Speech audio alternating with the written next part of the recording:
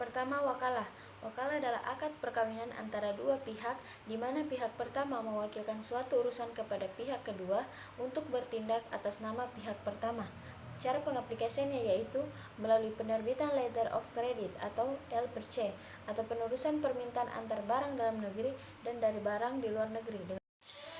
Kemudian yang kedua, aplikasi dalam kafalah. Kafalah adalah menjadikan seseorang atau penjamin ikut bertanggung jawab atas tanggung jawab seseorang dalam pelunasan atau pembayaran utang. Cara pengaplikasiannya yaitu ada dua. Yang pertama melalui bank guaranti. Bank guaranti adalah pembayaran yang diberikan kepada pihak penerima agunan. Kemudian yang kedua melalui giro. Menggunakan giro sebagai jaminan lawan bagi nasabah kepada bank untuk mendapatkan jasa kafalah. Aplikasi dalam SARF. SARF adalah transaksi pertukaran antara uang dengan uang, di mana mata uang asing dipertukarkan dengan mata uang domestik atau mata uang lainnya. Cara pengaplikasiannya yaitu melalui transaksi valuta asing akan selalu bergantung oleh nilai kurs mata uang, dan mata uang tersebut akan menarik pihak yang memiliki kepentingan terhadap mata uang asing, seperti investor, eksportir, importir, untuk melakukan transaksi valuta asing. Kemudian aplikasi dalam Karda. Karda adalah peminjaman tanpa mensyaratkan suatu apapun dalam jangka waktu tertentu, dan bank tidak diperkenankan untuk meminta imbalan. Cara pengaplikasiannya yaitu ada 4. Yang pertama, sebagai produk pelengkap kepada nasabah yang telah terbentuk loyalitas dan bonafiditasnya uang, membutuhkan dana talangan segera untuk masa yang relatif pendek. Kemudian yang kedua, sebagai fasilitas nasabah yang memerlukan dana cepat, sedangkan ia tidak bisa menarik dananya karena misalnya masih tersimpan dalam bentuk deposito. Kemudian yang ketiga, sebagai produk untuk menyumbang usaha yang sangat kecil untuk membentuk sektor sosial. Kemudian yang terakhir atau yang keempat, sebagai pinjaman talangan haji. Aplikasi dalam RAN. RAN adalah berutang atau meminjamkan sesuatu yang disertai penyerahan jaminan tertentu. Cara pengaplikasiannya yaitu melalui lembaga gadai dan pada bank diterapkan sebagai kolateral atas suatu pembiayaan atau pinjaman. Aplikasi dalam Hawala. Hawala adalah pemberian pinjaman yang disertai dengan jaminan objek pengalihan hutang.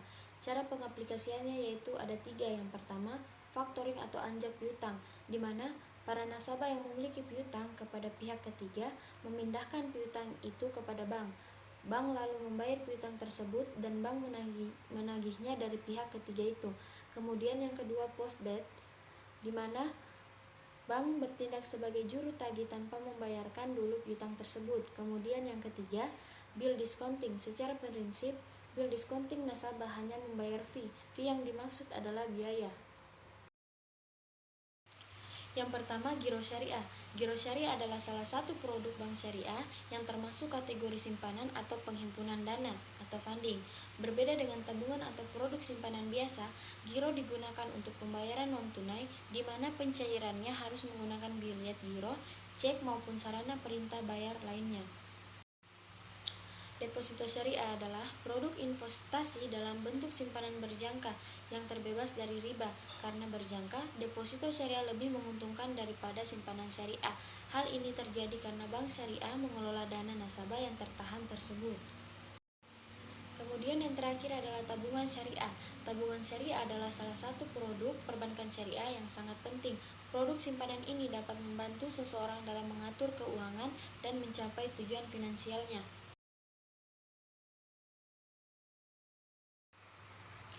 Transfer adalah pemindahan dana antara rekening di suatu tempat ke tempat yang lain, baik untuk kepentingan nasabah atau untuk kepentingan bank itu sendiri. Inkaso. Inkaso adalah sebuah layanan bank untuk penagihan pembayaran atau surat atau dokumen berharga kepada pihak ketiga di mana tempat atau kota lain di dalam negeri. Clearing adalah pertukaran warkat atau data keuangan elektronik, atau biasa kita singkat dengan DAQE, antara peserta clearing baik atas nama peserta atau nama nasabah serta peserta yang perhitungannya diselesaikan dalam waktu tertentu. Kemudian yang terakhir yaitu Bank Indonesia. Sistem BI RTGS adalah infrastruktur yang digunakan sebagai sarana transfer dana elektronik antar bank dalam mata uang rupiah yang settlementnya dilakukan seketika per transaksi secara individual.